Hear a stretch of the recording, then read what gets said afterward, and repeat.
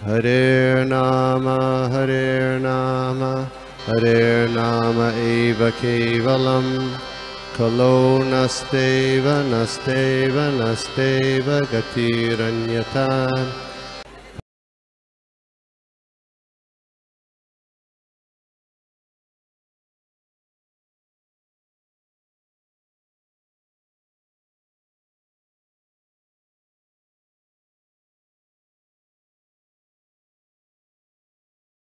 उसके लिए ठीक है। तो 33वां श्लोक उसका और 34 और 35 उसका हम अनुवाद पढ़ेंगे, उसके बाद हम प्रवचन प्रारंभ करेंगे। तो 33 का अनुवाद है, हे भारत, इसके बाद दिति अपने पति के और निकट गई। उसका मुख दोषपूर्ण कृत्य के कारण झुका हुआ था। उसने इस प्रकार कहा। इसमें अगला श्लोक। सुंदरी दिति ने कहा,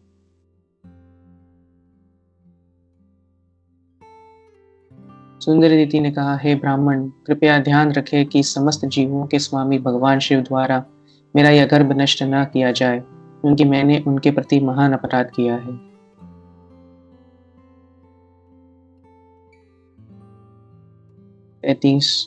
मैं उन पुरुष शिव जी को नमस्कार करती हूँ जो एक ही साथ अत्यंत उग्र महादेव तथा समस्त इच्छाओं को पूरा करने वाले हैं।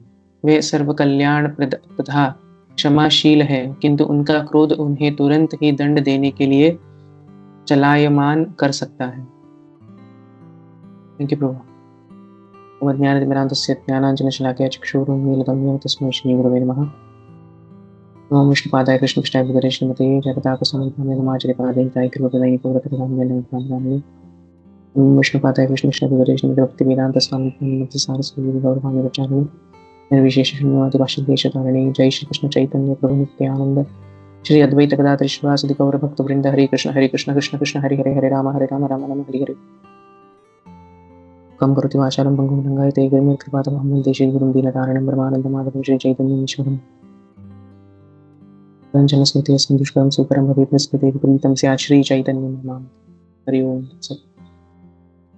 ओके, आप सबका स्वागत है पुनः आज के इस प्रवचन के। और आज का यह जो श्लोक जो है ये आता है 14वें अध्याय में, और इस 14वें अध्याय का शीर्षक जो है वो है संध्या समय दिति का गर्भधारण। तो जैसा कि हम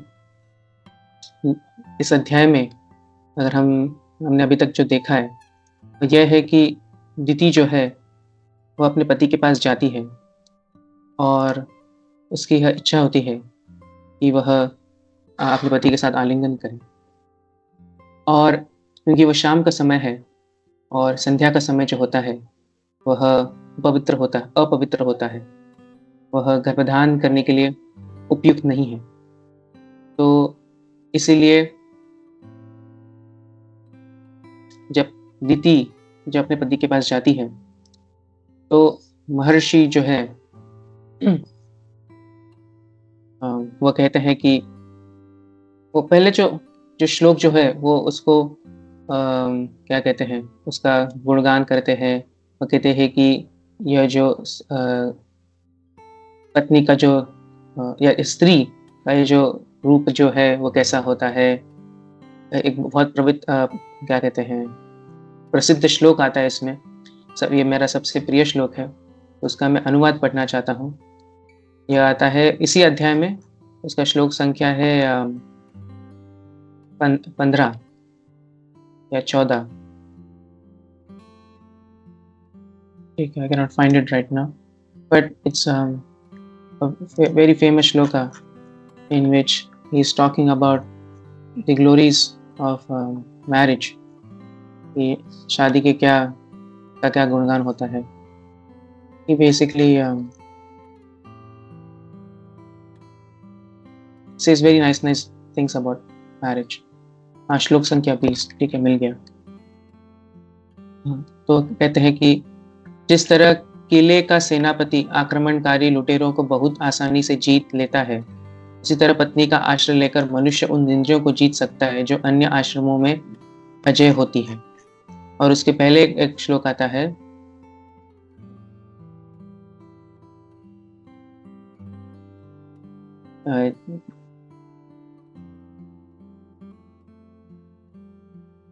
अच्छा, यस, हियर वी गो। जिस तरह जहाजों के द्वारा समुद्र को पार किया जा सकता है, उसी तरह मनुष्य पत्नी के साथ रहते हुए भवसागर की भयावह स्थिति से पार हो सकता है।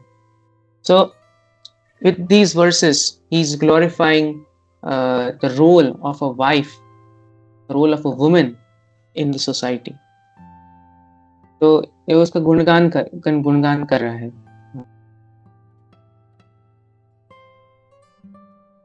कश्यप मुनि जो है वो गुणगान कर रहे हैं दीति का। पर स्टिल दीति जो है, शी इज वेरी परसिस्टेंट। उनकी इच्छा है कि उनको एक पुत्र चाहिए, और वो समझ सकते हैं कश्यप मुनि की यह जो है, ये भाग्य की सब रचना है, ये मेरे भाग्य में है। तो वो स्नान करते हैं और फिर वह संस्कार जो है वो करते हैं। पर अपितु क्या होता है, वह दीति जो है वह उसका पश्चाताप करती है, और यही इस श्लोक में हम देख रहे हैं कि इसलिए ये जो श्लोक जो है 33वां श्लोक, उसमें कहा गया है कि दीतिस्तु व्रीडिता तेन, व्रीडिता मतलब वो बहुत लज्जित थी, कर्मा वद्येन भारत। कर्मा मतलब कर्म अवद्येन, मतलब उन्होंने जो कार्य किया, जो कर्म किए, वह बहुत लज्जित थी। इसलिए जो अनुवाद में लिखा है वह है कि दोषपूर्ण कार्य, जो दोषपूर्ण कार्य जो था, इसे वो लज्जित थी। तो जब कोई भी व्यक्ति लज्जित होता है तो क्या करता है, वो अधोमुखी अपने को करता है, मतलब अपना मुख जो है आधा दिखाता है। तो ये स्वाभाविक है। तो बिफोर मूविंग ऑन, मैं सारे भक्तों से पूछना चाहता हूँ, क्या कोई है इधर जो एक ऐसा इंसिडेंट शेयर करना चाहता है जिसके बाद वह लज्जित थे कि मैंने ये ऐसा क्यों कर दिया? मैं मेरा उदाहरण दे सकता हूँ ताकि लोग समझ सकते हैं। जब मैं कॉलेज में था तो मुझे याद है कि एग्ज़ाम है अगले दिन, पर मैं पूरा दिन यूट्यूब पे कुछ मूवीज़ या टीवी शो देख रहा था। तो 1 घंटा हुआ, 2 घंटा हुआ, ऐसे कर करके इतने घंटे बीत गए कि मुझे पता ही नहीं चला। तो उसके बाद मेरे दोस्त ने मुझे मैसेज किया करके कितने चैप्टर्स हो गए पढ़ के। तो मैंने कहा कि मैंने अभी तक प्रारंभ ही नहीं किया है। उसने कहा कि 24 घंटे से भी कम समय है और तूने अभी तक पढ़ाई शुरू नहीं की। तब मुझे मतलब पश्चाताप हुआ कि अरे मैंने इतना समय जो है वेस्ट किया है। तो कोई है इधर जो अपना इंसिडेंट ऐसे शेयर कर सकता है? हरे कृष्ण प्रभु, आई वांट टू शेयर। मेरा आवाज आ रहा है मेरा? Yes yes yes, clear clear. Actually जब मैं दुबई में था तो वहाँ पे when my family was उस टाइम मेजोरिटी टाइम में जो था प्रसाद नहीं खा पाता, force to eat in hotel. मुझे बहुत बुरा लगता था, used to feel bad, but I used to always take it. मुझे क्षमा कर दो, don't have any option. I used to feel very yes. So at least in my case, गोपी मनोहर प्रभु ने कहा, वो भी जब कॉलेज में था तो मुझे अभी भी याद है कि प्रसाद तो मिलता था, घर पे मम्मी प्रसाद बनाती थी, पर तभी भी कुछ इच्छा होती थी कि थोड़ा बाहर खाऊं, एक पराठा खाऊं या जो भी खाऊं। और उसके बाद खाने के बाद मैं बोलता था कि मैंने ऐसा क्यों किया। तो 2 प्रकार के पश्चाताप होते हैं। एक है कि हम पश्चाताप करते हैं और उसके बाद हम पुनः वो कार्य करते हैं, तो इसको एक्चुअली हम पश्चाताप नहीं कह सकते। तो कभी कभार कुछ लोग होते हैं, जैसे हम क्रिश्चियनिटी में देखा जाता है, क्रिश्चियनिटी में नहीं, सारे धर्मों में यह है कि व्यक्ति जो है वो पाप कर्म करता है और उसके बाद वो पाप धोने के लिए मंदिर या चर्च या कहीं जाता है। जैसे हिंदू धर्म में देखा जाए तो लोग पाप करते हैं, फिर जब बोलते हैं कि गंगा जाएंगे, नहाएंगे, उधर सारे पाप जो है वो धुल जाएंगे। पर यह एक्चुअली करेक्ट अंडरस्टैंडिंग नहीं है। इससे पाप तो धुल जाएंगे, पर पाप करने की जो प्रवृत्ति है वह नहीं धुलेगी, क्योंकि वह इच्छा है। तो यह जो प्रवृत्ति जो है वो कैसे निकाली जाए? तो इसका साधारण उत्तर तो देंगे तो वो है हरिनाम, क्योंकि कलयुग में का जो धर्म है वो है हरिनाम संकीर्तन। वह करने से सारे जो प्रवृत्तियां हैं वो निकल जाती हैं।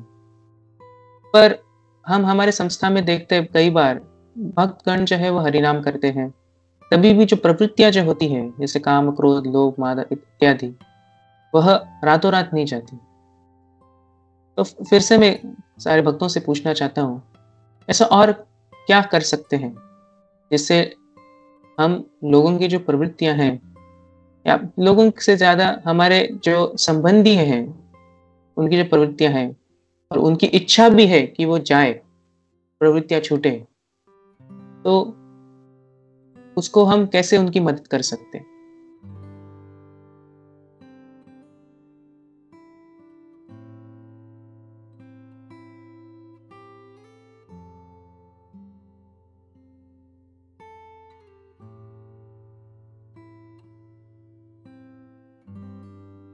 I hope my question was clear, not confusing. Yeah, just thinking on. Okay. Okay, let me narrow it down. Let's make it simpler because I have just made this question too broad. Let's just say a person, एक व्यक्ति है, उसको मंगल आरती के लिए उठना है, पर उसको रात को टीवी शो भी देखना है। तो वो पूरी रात टीवी शो देखता है और अगले सुबह उठ नहीं पाता। तो वो पश्चाताप करता है, अरे मंगल आरती के लिए नहीं उठ पाए, मेरी इच्छा तो है, मैं उठ नहीं पाया। तो हम ऐसे व्यक्ति को कैसे उसकी हम क्या कहते हैं मदद कर सकते हैं?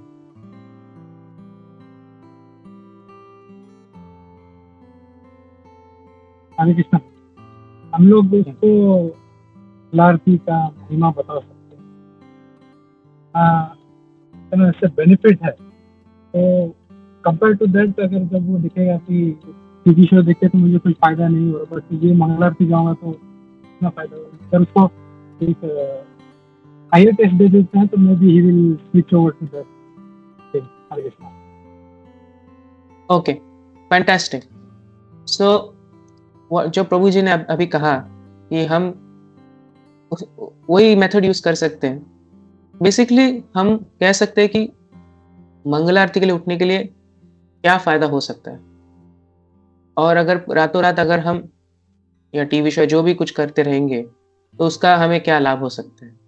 And then we weigh in the options कि कौन सा अच्छा है और कौन सा अच्छा नहीं है। And then we give incidences in other people's life। ये भी एक important पॉइंट हो सकता है कि हम ये बता सकते हैं कि देखो आपके जैसा भी और एक व्यक्ति था, उसने ऐसे किया और अभी वह रिग्रेट कर रहा है। So to help others is very very important. ऐसे नहीं कि व्यक्ति को जो कर रहे है उसे करने दो, और उसको हमें मदद करनी चाहिए, और हमें भी थोड़ा सा पेशेंस रखना चाहिए, स्पेशली जब क्लासेस हम लेते हैं।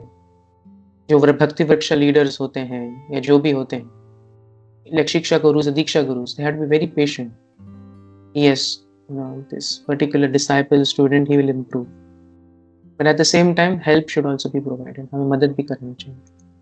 तो इस स्थिति में हम देख सकते हैं कि जैसे दीदी जो है, इधर कहा गया है कि उन्होंने एक निंदनीय कार्य किया और तो वह स्वाभाविक नतमुख हो जाता है। तो इधर इस तात्पर्य में यह कहा कि व्यक्ति जो लज्जित होता है तो स्वाभाविक वह नतमुख हो जाता है। और उसके बाद श्रील प्रभुपाद जी अपने तात्पर्य यह भी कह रहे हैं, बहुत स्ट्रॉन्ग चाहिए, यह है कि यदि नियमों का ठीक से पालन ना हो तो अपनी पत्नी के साथ संभोग भी वैश्यावृत्ति के समान है। तो श्रील प्रभुपाद जी बहुत बार कहते थे अपने प्रवचनों में कि गृहस्थ लाइफ का अर्थ है it is licence for sex life. एक बहुत स्ट्रॉन्ग स्टेटमेंट है, पर लोग शायद इसको समझ नहीं पाते अच्छी तरह से, उनको समझना नहीं है, जो भी कारण हो। और हम आज समझेंगे इसका अर्थ क्या होता है। लाइसेंस फॉर सेक्स लाइफ मतलब अगर व्यक्ति को परिवार बनाना है तो उसके कुछ यम नियम होते हैं। जैसे कि अगर एक एनालॉजी दी जाए इस प्रकार, तो यह है कि अगर हमें गाड़ी चलानी हो तो गाड़ी चलाने के लिए लाइसेंस चाहिए, उसके बिना हम गाड़ी चला नहीं सकते। और ये लाइसेंस जो है गवर्नमेंट प्रोवाइड करता है।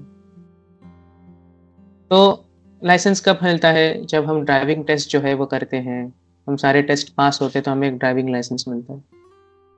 और ऐसे जब ड्राइविंग लाइसेंस मिलता है तो हमें वो रूल्स जो है जो गवर्नमेंट ने बनाए हैं, हमें वो रूल्स को फॉलो करके हमें ड्राइविंग करना। उसी प्रकार से जब किसी व्यक्ति को एक परिवार बनाना हो तो उसके भी कुछ यम नियम होते हैं, और इसके बारे में शास्त्रों में इसका पूरा वर्णन किया गया है कि व्यक्ति को क्या करना चाहिए, कब करना चाहिए, क्यों करना चाहिए, उसकी मानसिक स्थिति क्या होनी चाहिए इत्यादि। और ये जो लाइसेंस जो है वो कौन देता है? वो है गुरु। ऐसे नहीं कि शिष्य जो है कल सुबह उठा, उसने कहा कि मुझे अभी शादी करनी है, वो शादी करेगा। नहीं, ये गलत है। हमें एक्चुअली गुरु के पास जाना होता है और उससे पूछना पड़ता है कि क्या मैं रेडी हूँ शादी करने के लिए, मुझे आपका परमिशन चाहिए। Then if the guru says that yes, go get married, then that is perfect. Like in my life, I have to give my personal example. I went to my spiritual master. मैं मेरे गुरु के पास गया, दीक्षा गुरु के पास। मैंने उनसे पूछा कि मुझे क्या करना चाहिए, तो उन्होंने मुझे आदेश दिया कि तुम्हें शादी करनी चाहिए। तो उनकी कृपा से मैंने सब कुछ किया। So this is how one should be, what do you say, moving ahead in life. हम क्या कहते हैं, there is actually a verse in connection to this in the 17th chapter of the Gita. I'll just open it up. I can read the translation quickly. 17वें अध्याय के अंत में यह आता है,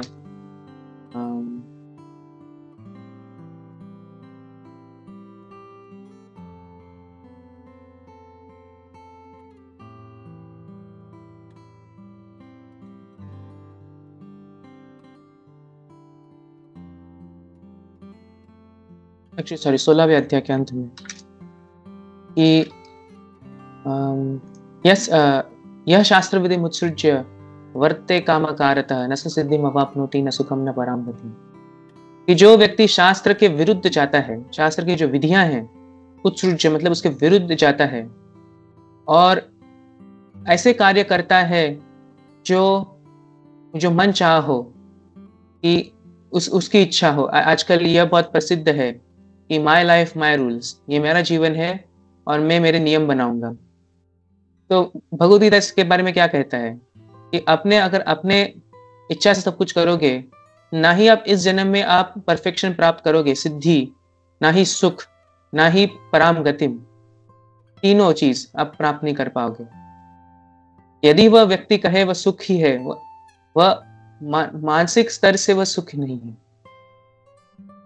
तो अपनी इच्छा से जो भी करना यह गलत है। Basically that is the point that is being mentioned over here.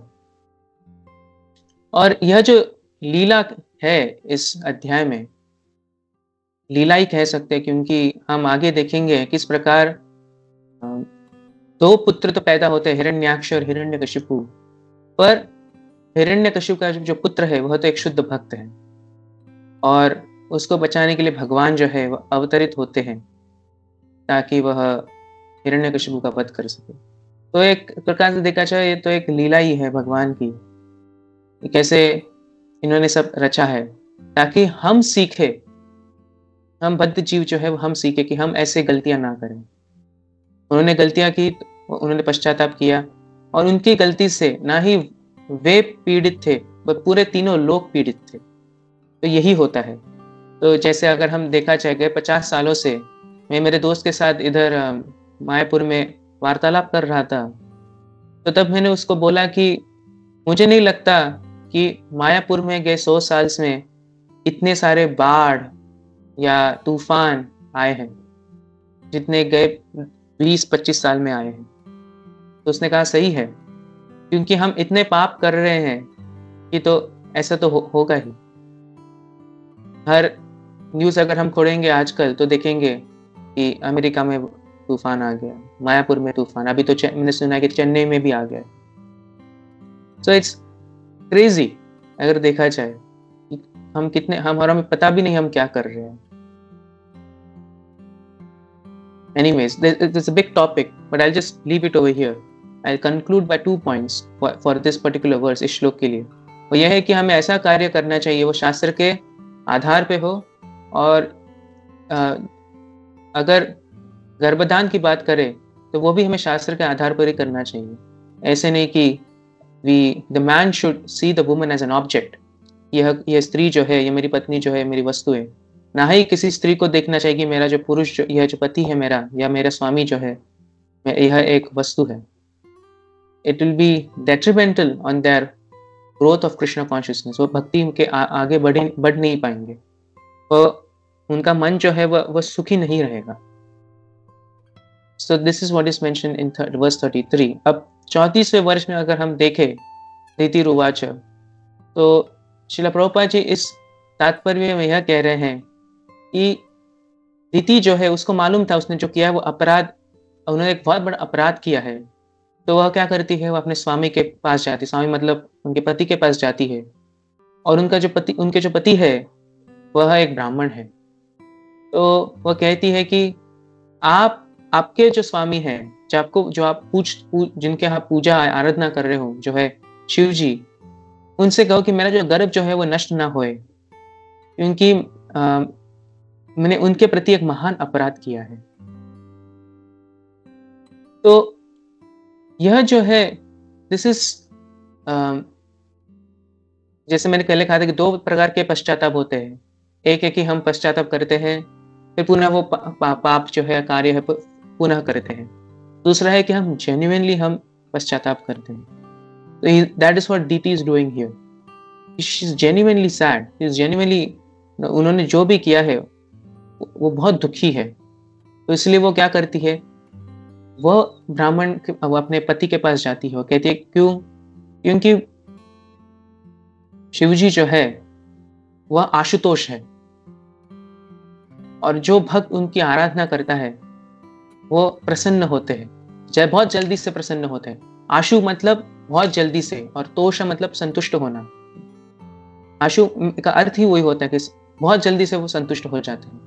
तो इसलिए वह कहते कि आप जाइए और आप उनको कहिए कि मैंने जो भी किया है, मैंने एक अपराध किया है, क्यों कृपया कर उसको माफ कर दीजिए।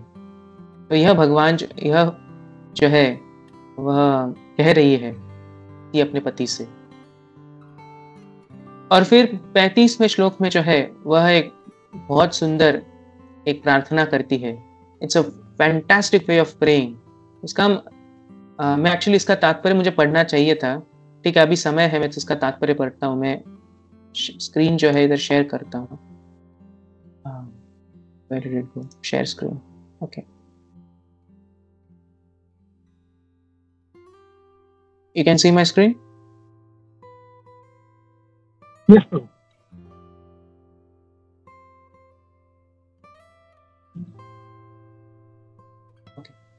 तात्पर्य, दीदी ने कहा,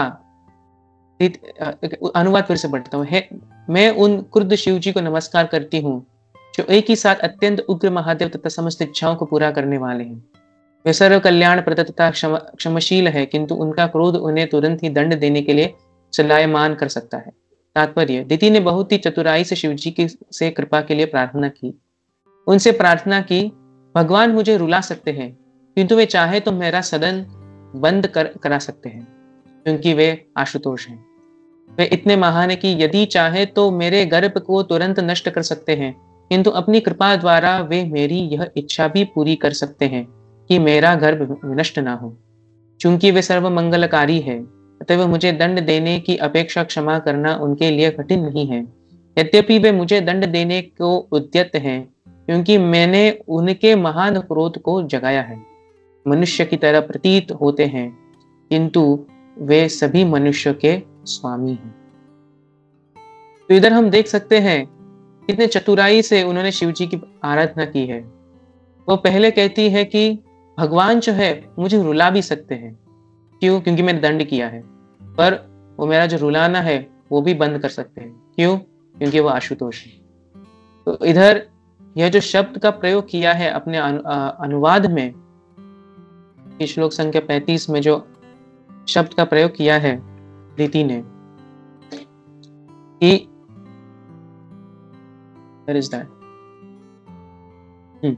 रुद्राय, क्योंकि वो बहुत जो है क्रोधित होते हैं, रुद्राय शब्द का प्रयोग किया है।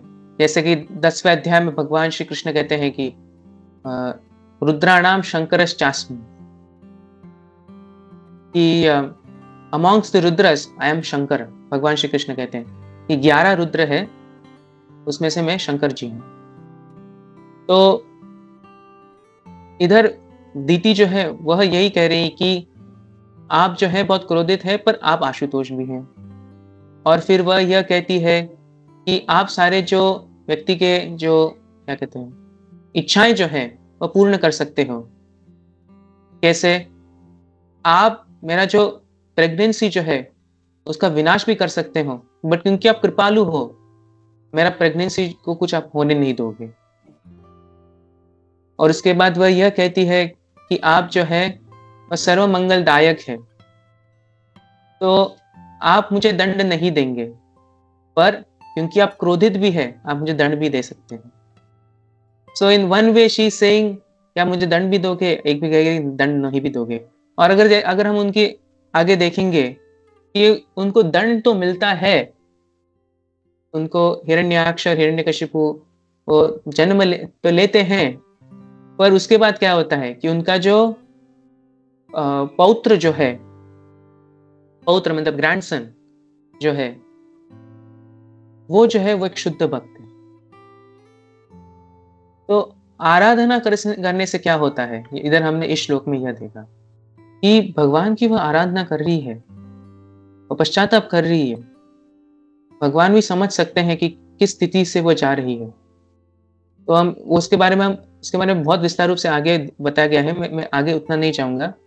आज एक मुझे यह अवसर मिला कि भगवान शिव जी की कुछ आराधना की, मैं उनका कुछ गुणगान करूं।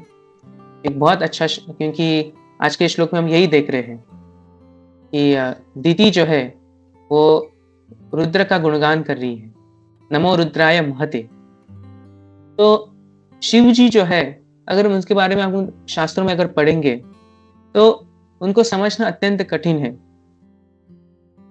क्योंकि शिव जी तो वैष्णव भी है, पर वैष्णव है तो अगर हम शाम संध्या के समय देखेंगे या रात के समय देखेंगे तो भूत प्रेतों के साथ होते हैं। वह कहाँ रहते हैं? शमशान घाट के इधर रहते हैं। रहते नहीं मतलब निवास नहीं करते, पर उधर होते हैं। तो उनको समझना अत्यंत कठिन है। फिर यह जो 3 गुण जो होते हैं, सत्वगुण, रजोगुण, तमोगुण। सत्वगुण मतलब विष्णु जी, रजोगुण मतलब ब्रह्मा जी, और तमोगुण मतलब शिव जी। तो यह समझना अत्यंत कठिन है। तो इसलिए वह ना ही एक जीव तत्व है, ना ही एक विष्णु तत्व है, अभी तो वह एक तत्व ही है, वह एक शिव तत्व ही है। इसीलिए कहा गया है कि ब्रह्म संहिता में बहुत प्रसिद्ध यह एक क्या कहते हैं श्लोक है, क्षीरम यथा दधि विकार विशेष योगा संजायते न तथा पृथकस्ति हेतु। कि क्षीर मतलब दूध, क्षीर जो है वह दूध में ट्रांसफॉर्म होता है। इसका अर्थ यह है कि भगवान विष्णु ही जो है वही शिव जी बनते हैं। एक दृष्टिकोण से देखा जाए तो वह एक ही है। कैसे? दोनों ही एक डेयरी प्रोडक्ट है, मतलब दूध के प्रकार है, पर एक दृष्टिकोण से देखा जाए कि वो दूध नहीं, वो भिन्न है। क्योंकि अगर दूध पीने से अगर हमारा पेट जो है खराब हो जाए तो हम क्या करते हैं? हम दही खाते हैं। So this is how we can understand Shiv तत्व। Try to understand। इस पर तो एक क्लास नहीं, बहुत सारे क्लासेस हो सकते हैं, पर संक्षेप में अगर बताया जाए तो भगवान श्री कृष्ण और शिव जी में कोई अंतर नहीं है, एक ही है। तो जिस प्रकार से अगर हम भगवान का अगर हम लीलाएं पढ़ेंगे, भगवान क्या कर रहे हैं, गोलोक में हैं, बांसुरी बजा रहे हैं, अपने गोप बालों के साथ वह नाच रहे हैं, घूम रहे हैं, लीलाएं कर रहे हैं। अगर ऐसे व्यक्ति को अगर कहे कि आप सृष्टि का निर्माण करो, तो वो कहेगा it will be very baffling, ऐसे कैसे हो सकता है। तो वही शिव जी, वही कृष्ण जो है वह शिव बनते हैं, और यही शिव जी जो है वह इस पूरी सृष्टि का निर्माण करते हैं माया देवी के साथ। तो इसका एक एनालॉजी अगर हम देखेंगे कि जैसे एक सीईओ होता है कंपनी का, एक सीईओ की रिस्पॉन्सिबिलिटी होती है कि वो कंपनी को बढ़ाए, पर उसका जो फाउंडर है कंपनी का, वह ये काम नहीं करेगा, वह सिर्फ बोलेगा कि आपको ये कंपनी को एक्सपैंड करना है, और सीईओ जो है वो करेगा। So this is the way of understanding. So founder is like Lord Shri Krishna, and the CEO is like Lord Shiva. It's like a rough understanding, so we can understand Shiva Tattva.